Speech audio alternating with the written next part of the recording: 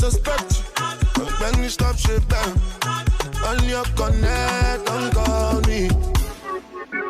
Anybody back can see my yani. Shema damo te body. Sare, sare, sare, sare. Jaye kaye, maye kode kaye.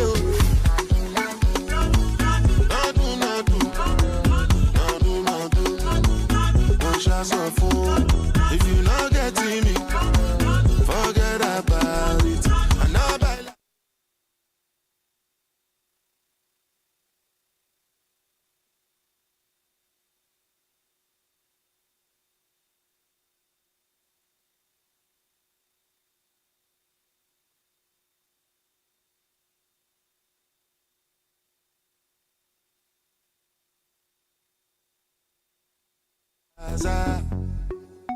what them a reshape, what them a bow, bansa bansa. You say banga, chocolate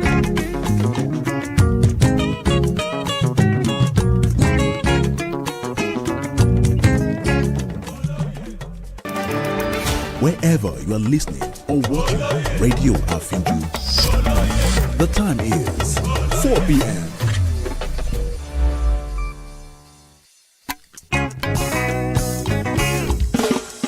Ẹ bá mi pè o, kí lorúkọ rẹ̀?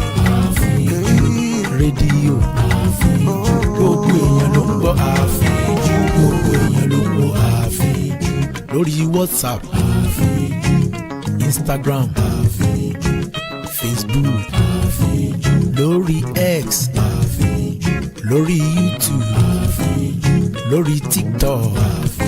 Kí lorúkọ rẹ̀? Ẹ bá mi pè o. Rédíò gbogbo èèyàn ló ń gbọ́ Àfíjú, gbogbo èèyàn ló ń gbọ́ Àfíjú, gbogbo èèyàn ló ń gbọ́ Àfíjú, gbogbo èèyàn ló ń gbọ́ Àfíjú. Rédíò Àfíjú, rédíò Àfíjú, rédíò Àfíjú.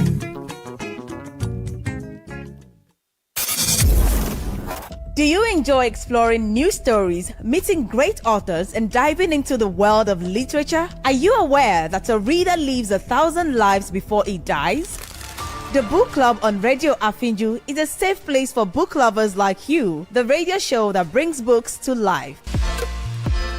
Join us as we review exciting books, interview amazing authors, and connect with fellow book enthusiasts just like you. Whether it's fiction, self-development, history, or poetry, we've got something for everyone. Don't just read, experience books in a whole new way. Catch the book club with Bukola Kareem, The Books, where we analyze new books by different authors, exploring the themes, characters, and plot twists that make reading so unforgettable. From fiction to non-fiction, classics to contemporary bestsellers, we'll cover it all. Join us on the book club every Monday from 4 to 5 p.m. on Radio Afinju. Share your thoughts and hear from fellow book lovers. Watch us live and follow Radio Afinju on Facebook and YouTube so you don't miss out. The Book Club. Let's turn the pages together.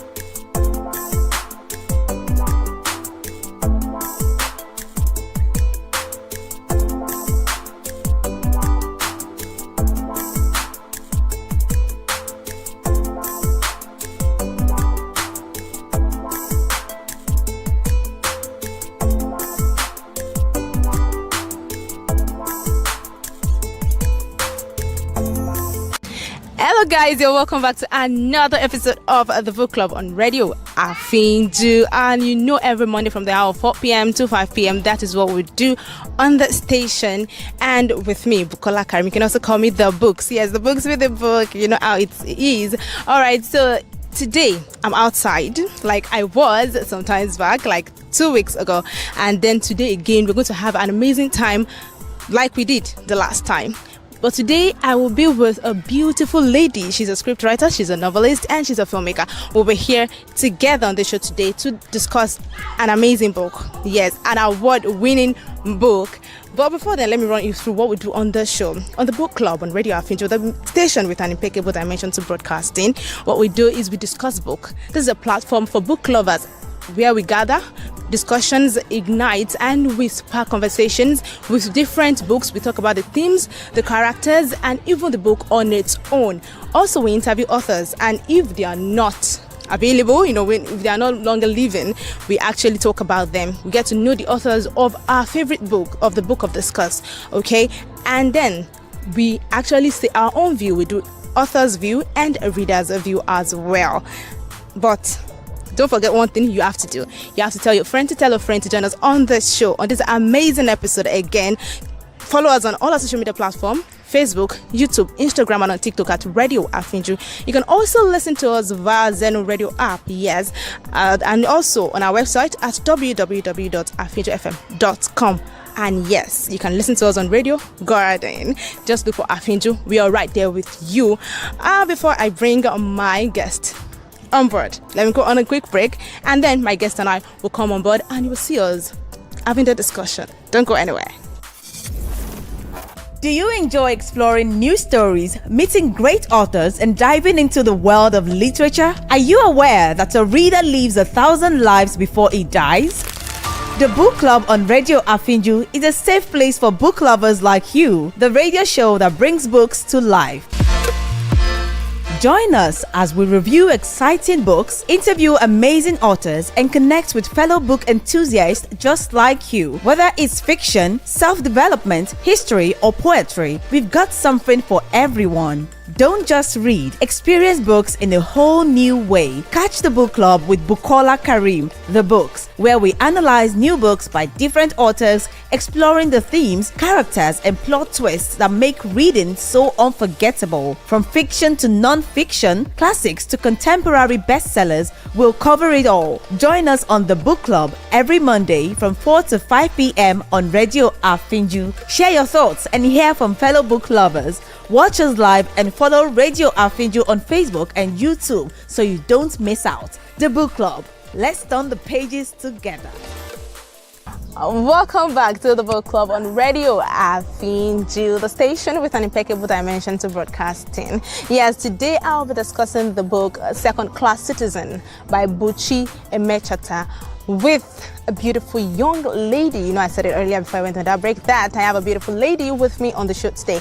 And I said she's a scriptwriter, a novelist, and also a filmmaker. So welcome with me, Inyufoluwa Koledowo. You're welcome to the show. Thank you.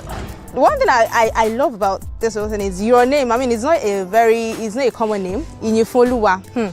That's a really beautiful name. I hope at the end of this show we have to glorify God. God, thank you. All right, you're welcome to the show once again. All right, guys. So we were talking about the book Second Class Citizen by Buchi Emechata. What do you think of the book, like in general? What is your view about this book? I would say it's a book that every young youth should read.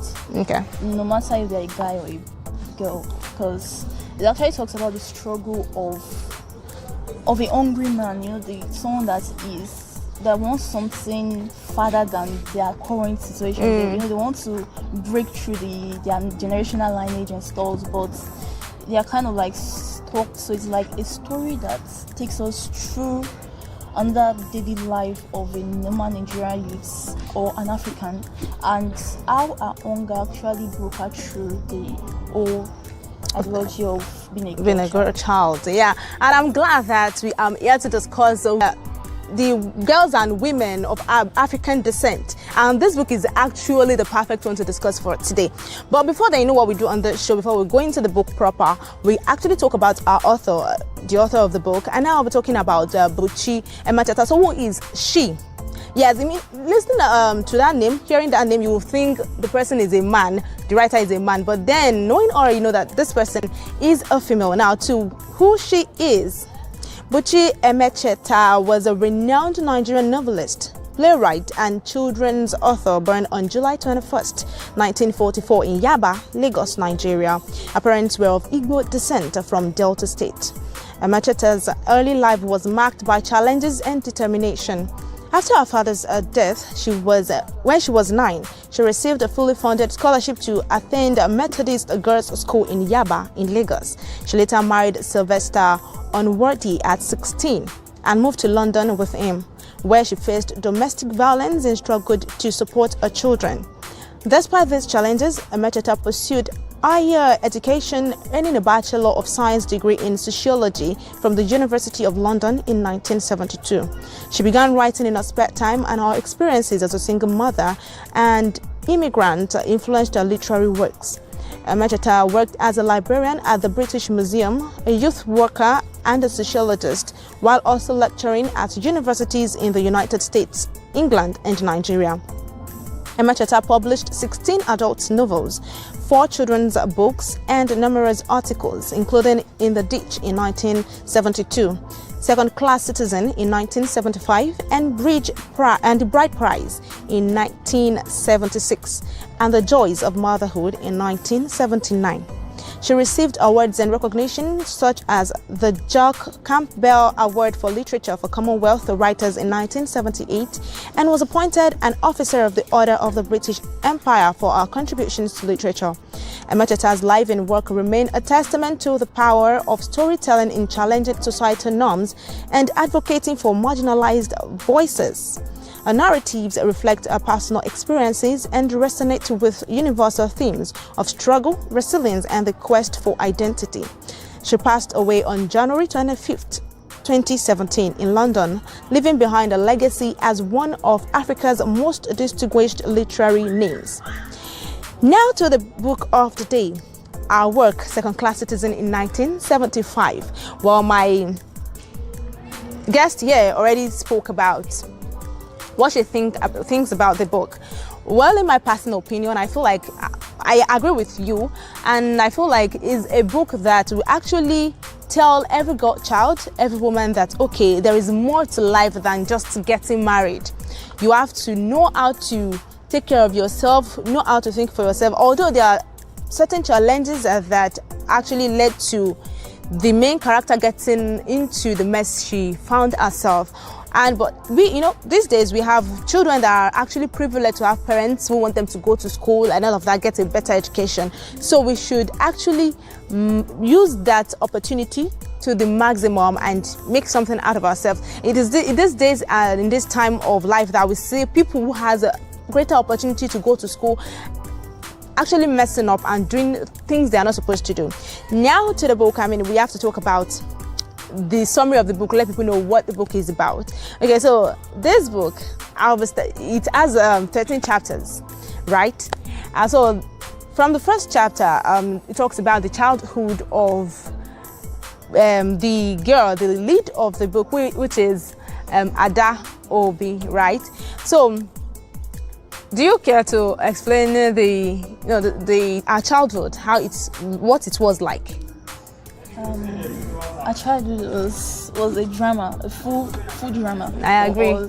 Because I think she grew up to probably resent everyone in her family.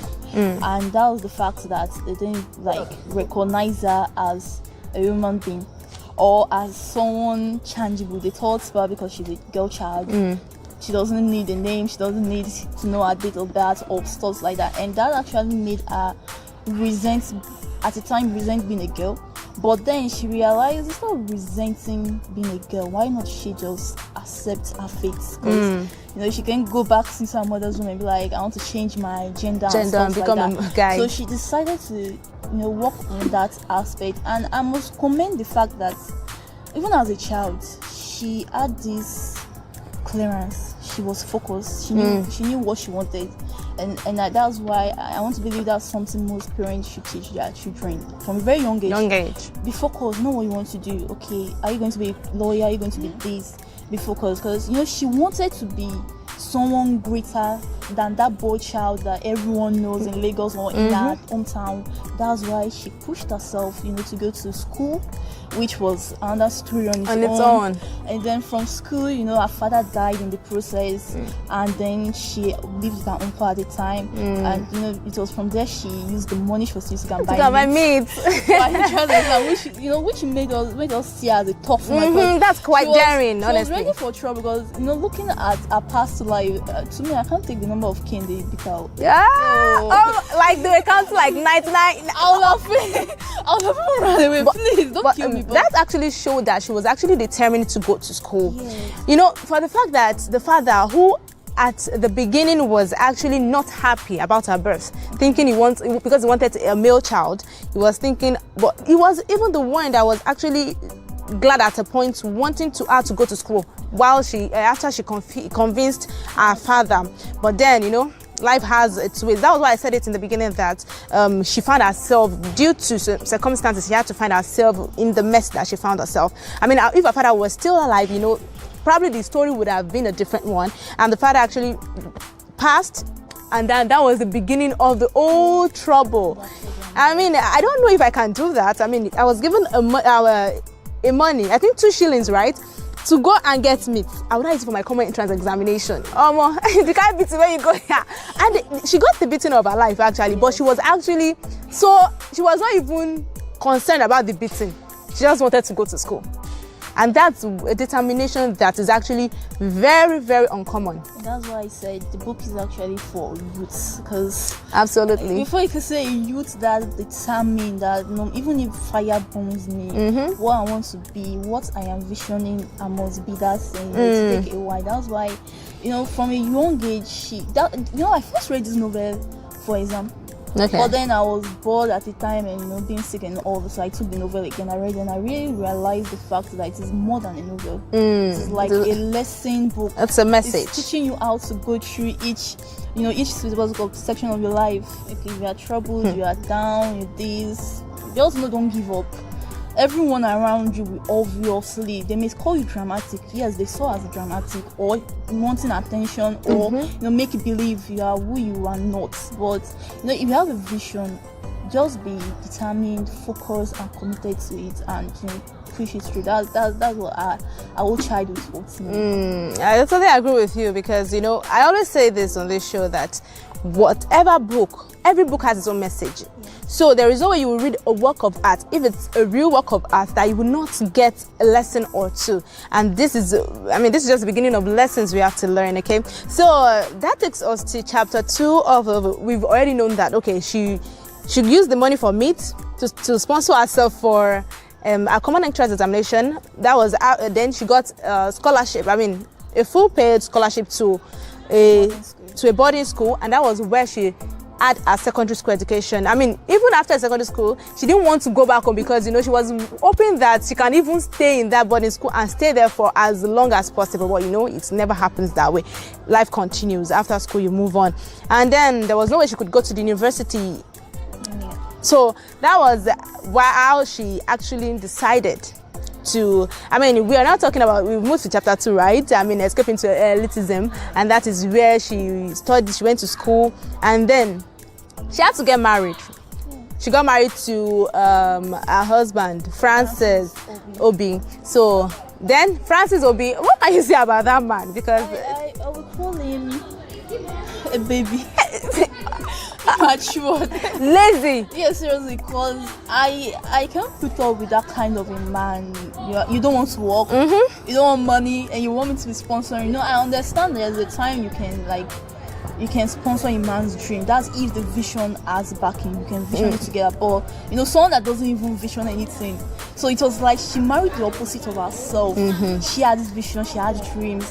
He was just like, I've come to this life, whatever life brings to me, I accept it like that. So Francis was dramatic. And even the exams that he was writing, thinking he was actually doing something well for himself, he was failing hopefully. I mean, it only takes a lazy person. It only takes somebody that is that cannot be accountable to actually push the blame of his own failure onto another person, more or less the person that is even helping you. I mean, we have a lot of men like this. When you said you can't take this from any man, I would say probably because we didn't find ourselves in that situation. I mean, we never find ourselves in that situation because it's actually so. I can't even imagine myself in that situation. Me feeding a man, and even the man is actually, to the extent that it has to become a domestic violence, because talking about domestic violence it's not just about being beaten. It can be financial abuse, it can be mental, it can be anything, and does not even recognize age or anybody. As long as you're being abused, you're being asked from that man. She should have left from the onset.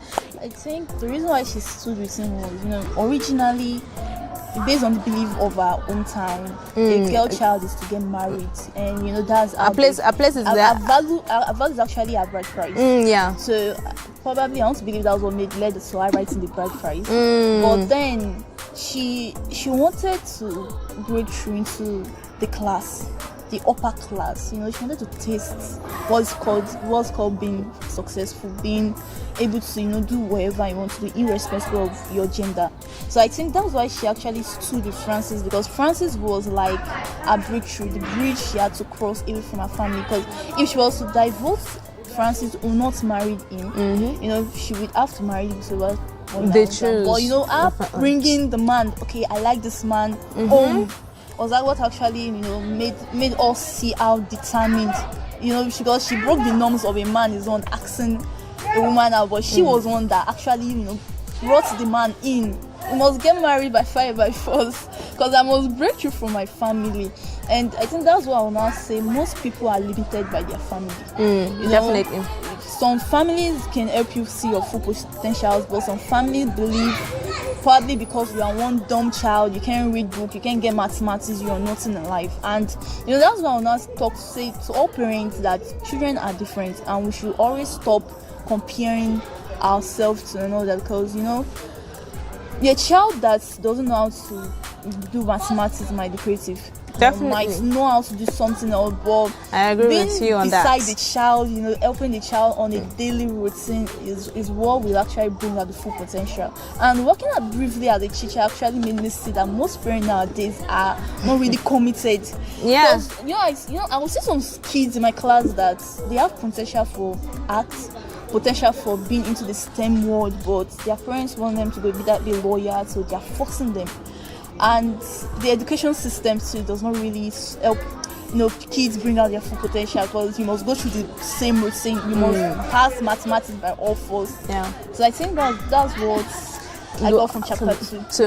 And also I must say that I'm getting a job actually also, it helped Francis, because Francis I would just tell me as a lazy man, because how will you be sad that he was not happy? He had to discuss with his father that because the wife's salary actually is like times 3 or 4, is it 3 or 4 of his own salary? So he was actually feeling intimidated. He was feeling threatened. Instead of you to with your own heart, just discuss with your wife, okay, we're going to do this. You're still the man, definitely, and that is the mindset of most of African men, especially in the setting of this novel, because, like you said, they only respect the male child, and they feel like the place of a female child is actually in her husband's house. And the only reason the family or the husband's family actually also referenced that a little bit was because she actually had a child already.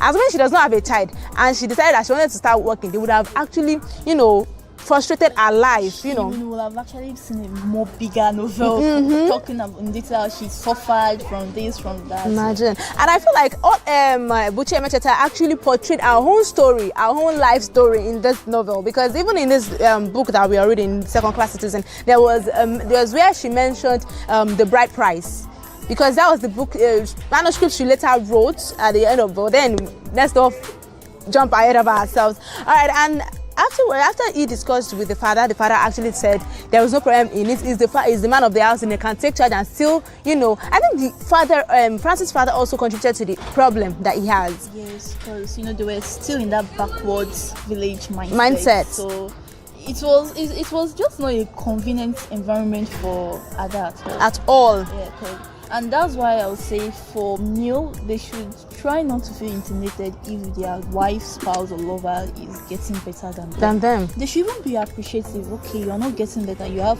a partner that is ready to support you, because I'm not like Ada was a really supportive lady. She was.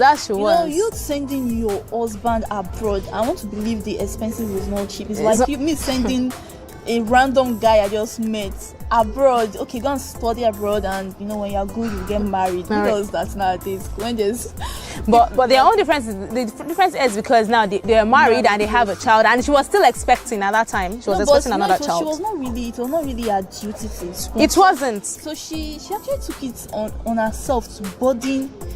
So she portrayed what a marriage should be. You burden the other person's troubles, whatever they are having, you burden it. So now that's why it tells us marriage is not a two-thing, it's one. Because you guys have to come together as one to really understand how you can make your family move forward. And that's where Francis was lacking. He didn't know how to come together as one, because he wanted to prove that I'm a man. I'm on top. I must sit down on top of my woman.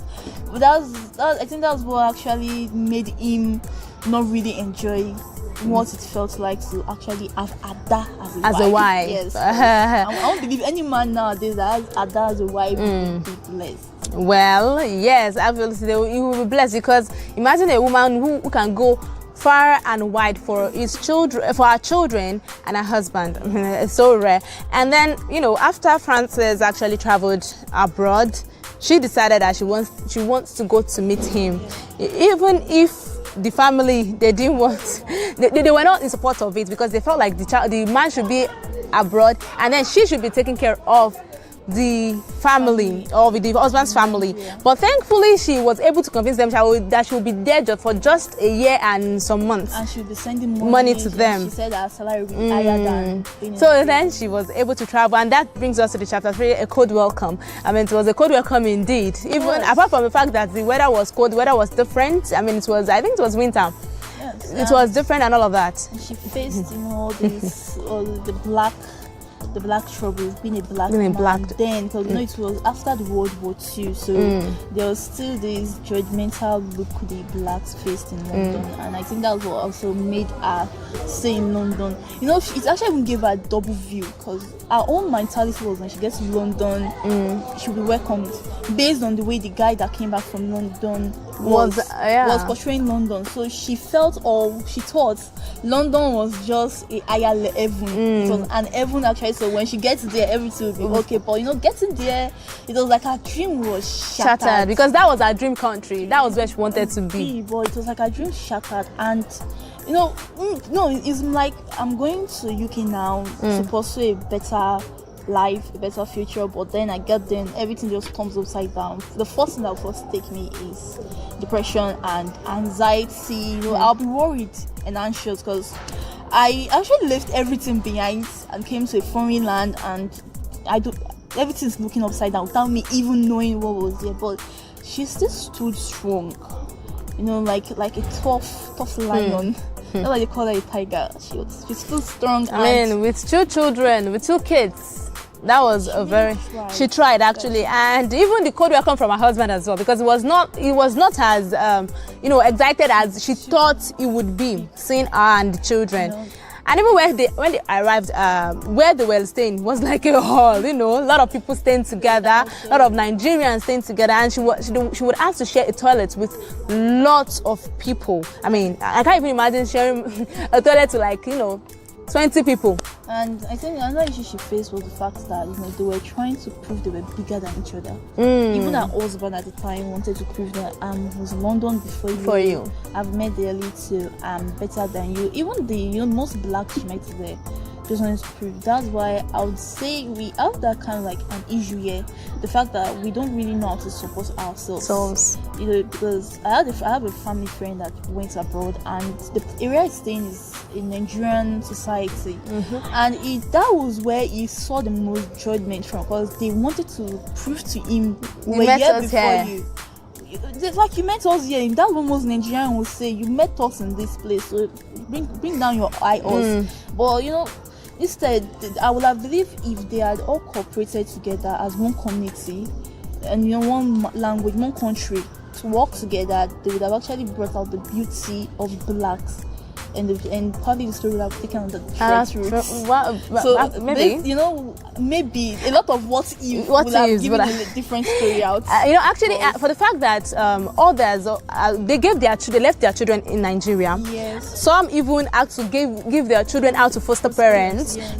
They felt like, why is our own different? So she refused. Yes, she refused to let her children go live with foster parents. She refused to send her children back to Nigeria, and she wanted to be like they said, eat a cake and have it, and then they were not happy with her, even though they didn't have a fight. So they even contributed to the reason they were actually evicted from that hall. They had to start searching for, even before then, she was still working. She got a job again. She got a job to support the family, and the husband was doing nothing. He was only going for his studies, in which he was failing exams. He was failing, and was even pushing the blame to Ada, that she was the reason he was failing. And Ada was working, and then it was too much for her, and she had to get. They advised her to get a daily minder. That was somebody now we say crèche or nanny. So she would take her children to the place. Unknown to her, the daily minder was actually, and her husband were cheating. Yeah. They were actually having a relationship. She found out, and went haywire. And then there are a lot of lessons she learned along the way, and they have to move away from the hall and get a place for themselves. And then that was where we had no colored, they were paint no color. That was when she finally realized that she's different from the whites. The whites and the black, they are very, very different. She also learned another lesson, that she used to think that the whites don't lie. Yes, but then after you truly lied, you yeah, realize that the whites still are just normal human beings, and we all have our own flaws. Yes, because so she has to get a house. They look for, and she was expecting another baby, and even that baby, she being pregnant for the third time, was actually not okay with the husband. He was not happy about it, but then there was nothing they could have done, and then they were looking for a house until they got to a house, which that was in chapter 7, the ghetto. And that ghetto is actually a house owned by Mr. Noble. Actually, so they were able to get that accommodation, and they moved in there. And even there were a lot of things happened. And then the wife gave birth. She had to leave her job for a while to give birth to. I think they had another child. After that, they had another child again.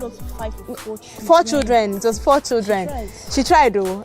She wanted to go for after the third child. She wanted to do family planning. That was when she was doing population control after the husband. After she gave birth to the third child, and the husband was not even. He got a job as well later on. He got a job at I think a station. But it wasn't all that supportive. He was even thinking of using the money. The way we were thinking, okay, we use the money to support the whole family. He was thinking of using the money to still write another exam, continue his studies, which he has been failing.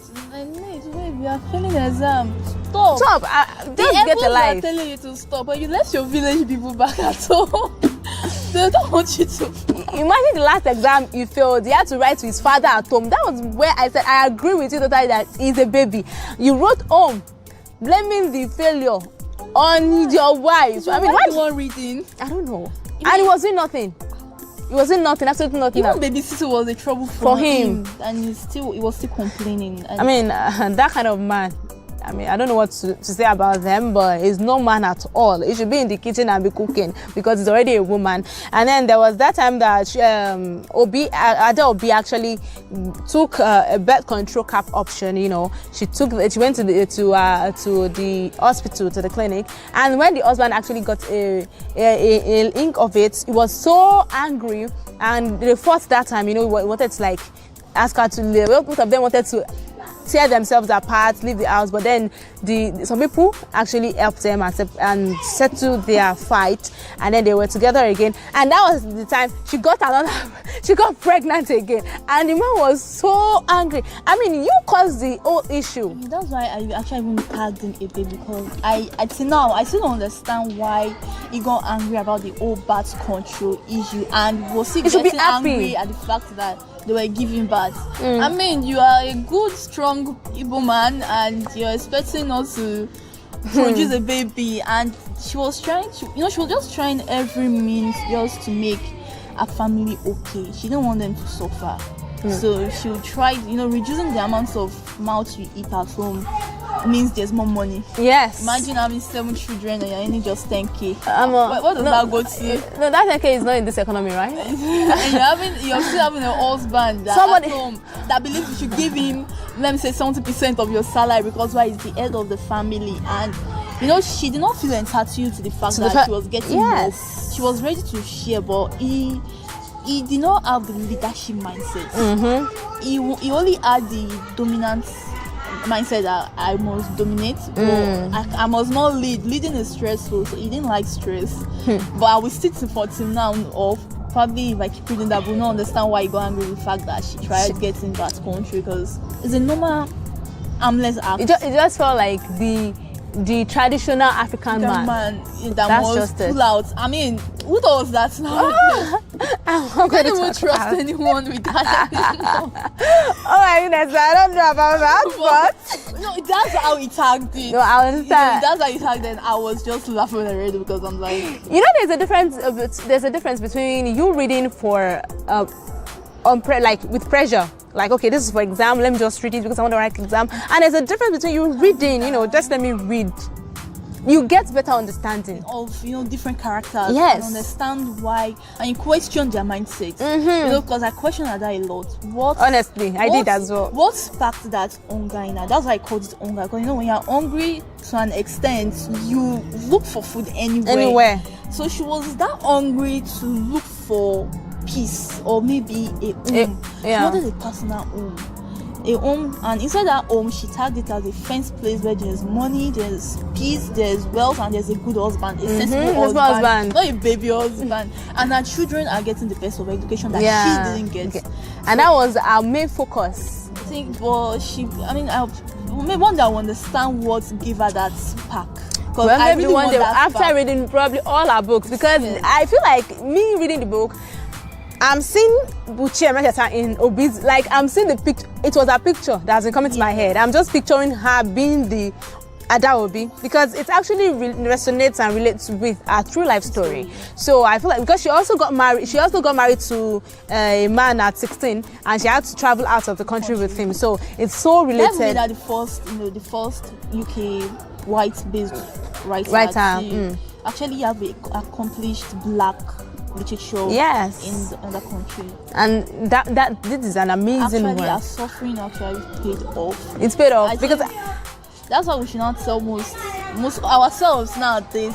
Okay, you're suffering. Advise us. You're suffering. if you actually see it's true, and you make sure you go through every milestone diligently. Properly, you have done your proper research, because she did research. She did research, and she didn't go there empty-minded. Whatever lives give us, she was ready for it. I think that was actually helped her to, by the time reap the suffering. Because let's say, for example, she gave up when Francis first told her that she shouldn't come to England, or when she was in England, but he was beating her, she just accepted her fate. I'm not like, I mean, that was the height of it. That was the height of it. Like, you eating she's more like his benefactor. Like, you eating somebody that has been helpful to you, raising, and him actually burning her scripts. So what was going through my head? Like, what was going through my head was that, okay, this script definitely is not a 1-day job. It's not a 2-day job. It's not a 3. Like, months. It's kind of be years. She actually incorporates every of her story into this book. The things that then they needed to travel, move around, and get more experience. It's not like the internet now that that just to write a character that is abroad, I can just research. She had to go get different experience, and it was like it burns her soul, a second part of her. You know, imagine someone burning my first script. I would literally hate that person, and I would be like, can't even burn my handouts while I was in school. Not to talk of what I worked to build. Yes, because you know the experience in it was like a journey with her. That it burnt and ended all of a sudden. I really understood. And that was what brought up. That was after that she actually wrote the book, The Bride Prize. I mean, that was what brought about the Bride Prize. She learning and saying that, okay, learning the rules, applying the rules. That okay, men actually, once they pay your bride price like this, they feel like they are the boss. They are the leader. They have the domination. They can dominate and all of that. And also, that was where our eyes cleared. That I have to leave this thing called marriage. Because children we're actually suffering. Because he wasn't beating the kids, but he was beating his actions were making us emotional abuse on the children, and he was not supporting at all. Why won't you support your family? I mean, even your children, blood. Like when the children were still with the daily minders, you knew that this woman was actually maltreating your kids, and you did nothing about it. No matter you're having an affair with her, let her know. There's a limit to how you can go to, but I think what gave the lady and was the fact that the father even didn't care. The father didn't care. She knew the father, and secondly, she had him under her skirt. So it was like the man that you are trying to go around is also my man. I've been now. You have tasted it, so it's only your property. Okay.